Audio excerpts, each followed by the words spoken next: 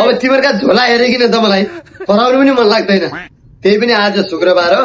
अब तिमीहरूलाई आज कति पढाउने भनेर आज चाहिँ म तिमीहरूलाई ट्याक्क लगाएर तिमीहरूले के बन्छौ त भविष्यमा उद्देश्य के छ, फ्युचर प्लान के छ सोध्छु है त। ल सुशीराम भन् त, तेरो भविष्यको प्लान के छ, के बन्ने विचार छ? सर म त भविष्यमा आर्मी बन्ने हो। ए ठिक छ ल। ज्यान हेर्दाखेरि यो त आर्मी बन्ने जस्तो छ, पढाइमा पनि मेहनत गर्नु पर्यो है। अनि बाबु खुसीराम त के बन्ने हो त? सर म त सुशीराम जस्तो बन्दैन, आर्मी सार्मी, म त इन्जिनियर बन्ने हो, डिजाइनर बन्ने हो, आफै डिजाइन गरेर देखाउने हो। ल ठिक छ, सुशीरामको पनि राम्रो छ, खुसीरामको पनि राम्रो छ। अनि बाबु भैरे त भविष्यमा के बन्ने हो त? सर म त कान पनि सुन्दिन, म त आर्मी पनि बन्दैन, डिजाइनर पनि बन्दैन, म त बिजनेसम्यान बन्ने हो, बिजनेसम्यान। म त मुकेश अम्बानी जस्तै बन्ने हो।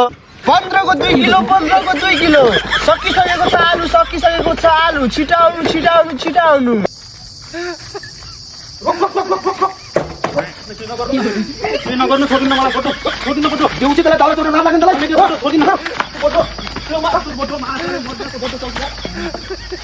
मलाई यो जिन्दगीले